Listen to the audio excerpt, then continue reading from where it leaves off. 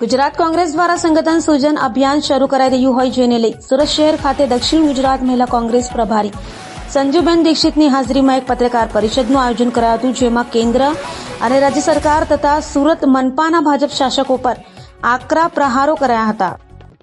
ગુજરાત પ્રદેશ મહિલા કોંગ્રેસ દ્વારા સંગઠન સૂજન અભિયાન શરૂ કરાઈ રહ્યું છે, જેને લઈ સુરતમાં દક્ષિણ ગુજરાત મહિલા કોંગ્રેસના પ્રભારી સંજુબેન દીક્ષિત આવી પહોંચ્યા હતા.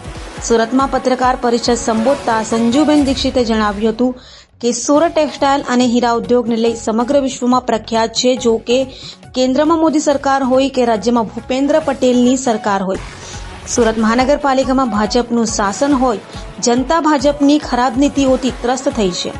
ધંધા કે ઉદ્યોગોનું કોઈ સારું ભવિષ્ય દેખાતું નથી અને મહિલા સન્માન અથવા મહિલા સુરક્ષાની વાત કરીએ તો અવારનવાર થતા મહિલાઓ પર અત્યાચાર અને છેડતી તથા ગેંગરેપ જેવી ઘટનાઓને લઈ બેન દીકરીઓ મહિલાઓ ઘરેથી બહાર નીકળવામાં પણ ગભરાય છે. ત્યારે ગુજરાત પ્રદેશ કોંગ્રેસ મહિલા વિંગ દ્વારા દરેક જિલ્લા અને શહેર પ્રમુખો સાથે મીટિંગ કરી સંગઠનને મજબૂત કરવા અને મહિલા કાર્યકરો તથા આગેવાનો સાથે ચર્ચા વિચારણા કરાઈ હતી. સાથે દેશની દીકરી કર્નલ સોફિયા કુરેશી પર ભાજપ નેતા અને મંત્રીઓ દ્વારા કરાયેલી અભદ્ર ટિપ્પણીને લઈ વખોડી કાઢી હતી. સાથે સંગઠન અંગે થયેલી ચર્ચા અંગે સંજુબેન દીક્ષિતે મીડિયા સાથે વાત કરી હતી. તબિયત નાદુરસ્ત હોવાથી થોડું તકલીફ થઈ ગઈ. આવનારા સમયની અંદર સંગઠનને મજબૂત કરવા માટે ગુજરાત મહિલા કોંગ્રેસ આખા ગુજરાતની અંદર બૂથ લેવલ સુધી જશે અને હરેક બૂથ ઉપર 5 મહિલાઓને સંગઠિત કરી અને બૂથ કમિટીનું આયોજન કરવામાં આવશે. બૂથ કમિટી બનાવ્યા પછી હરેક બૂથની અંદર અને હરેક વોર્ડની અંદર 25 મહિલાઓની સંગઠન કરી અને મહિલાનું માળખું તૈયાર કરવામાં આવશે. દરેક વોર્ડ ઉપર અને જિલ્લામાં અને તાલુકામાં મહિલા પ્રમુખોની નિમણૂક કરતા બૂથ પ્રમુખ સુધીનું આયોજન કરવામાં આવી રહ્યું છે.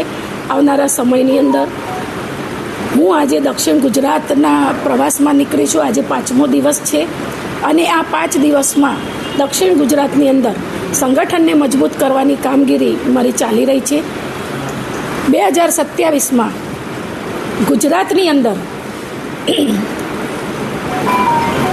કોંગ્રેસની સરકાર 100% અમે બનાવીશું, એ અમારું લક્ષ્ય છે. અમારા રાષ્ટ્રીય નેતા રાહુલ ગાંધીએ કહ્યું છે કે 2027માં ગુજરાતની અંદર કોંગ્રેસની સરકાર બનાવવાની છે અને એ સૂત્રને લઈ અમે ગામે ગામ સંગઠનને મજબૂત કરી રહ્યા છીએ. આવનારા સમયમાં આ ભ્રષ્ટાચારી સરકારમાંથી છૂટવા માટે અને આ ભાજપના ભ્રષ્ટાચારથી ભાજપની અંદર જે મહિલાઓનું શોષણ થઈ રહ્યું છે એમાંથી મુક્તિ મેળવવા માટે હવે મહિલાઓ પણ કટિબદ્ધ થઈ ગઈ છે. આવનારા સમયની અંદર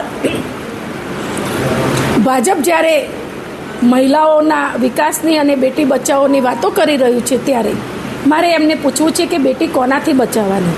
અમારે બેટી બચાવવી હોય તો પહેલાં તો અમારે ભાજપના નેતાઓથી બેટીને બચાવવાની વાત કરવી પડે છે. કારણ કે 10 વર્ષ પહેલાં કે 15 વર્ષ પહેલાં જે ગુજરાતની અંદર મહિલાઓ સુરક્ષિત રીતે ફરી રહી હતી એમાંની સુરક્ષા અત્યારે જોવા મળતી નથી. મહિલા સુરક્ષા વધારવાની જરૂર છે.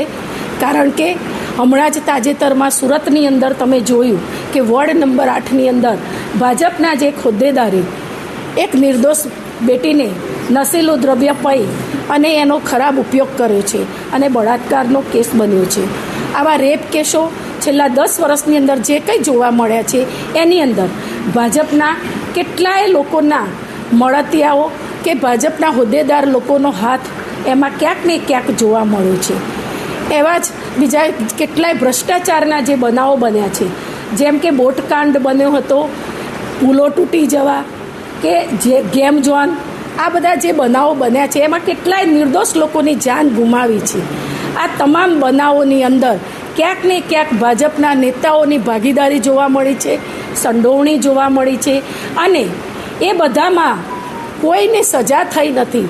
હજુ સુધી કોઈ એક્શન લેવામાં આવતું નથી અને જો આ લોકો પબ્લિકને બતાવવા માટે થોડીક પણ એક્શન લેતા હોય, ફરિયાદ લેતા હોય તો એને જામીન ઉપર છોડી દેવામાં આવે છે, પણ એને કોઈ સારી સજા કરવામાં આવતી નથી. તો મારે એમ કહેવું છે કે આવું ક્યાં સુધી ચાલશે? જો મહિલા સુરક્ષિત નહીં હોય તો મહિલા બહાર કેવી રીતે નીકળશે? જાહેર ક્ષેત્રની અંદર આવતા પણ ડરશે કે જો ભાજપમાં જોડાવું હોય કે કોંગ્રેસમાં કે રાજકારણમાં ક્યાંય પણ મહિલાને આવવું હશે તો આવા કિસ્સા જો બનશે તો મહિલા 10 વાર વિચાર કરશે. માટે મહિલાઓ માટે પણ આ એક ખતરાની નિશાની છે.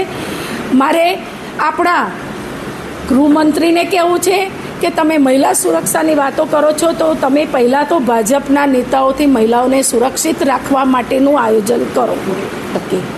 અને આવનારા સમયની અંદર આ ભ્રષ્ટાચારી સરકારમાંથી મુક્તિ મેળવવા માટે હવે કોંગ્રેસની મહિલા સંગઠનની પાંખ એવી મજબૂત રીતે કામગીરી કરી રહી છે અને મહિલા સંગઠન મજબૂતીથી બહાર આવશે. જો આ આતંકવાદીઓ સામે પગલાં લેવામાં નહીં આવે અને એમને પણ જો સજા નહીં કરવામાં આવે તો પણ મહિલા બહાર આવશે. અને આવા રેપ કાંડ કરવાવાળા બળાત્કારીઓને જો સજા નહીં કરવામાં આવે તો પણ મહિલા કોંગ્રેસ રોડ ઉપર આવશે અને આંદોલનો કરશે. અને આવનારા સમયની અંદર આ તમામ સામે ન્યાયની માગણી કરશે અને નારી ન્યાયના સૂત્ર સાથે મહિલા કોંગ્રેસ મજબૂતાઈથી બહાર આવશે. અને આપ સૌને ટૂંક સમયમાં મહિલા કોંગ્રેસ રોડ ઉપર જોવા મળશે.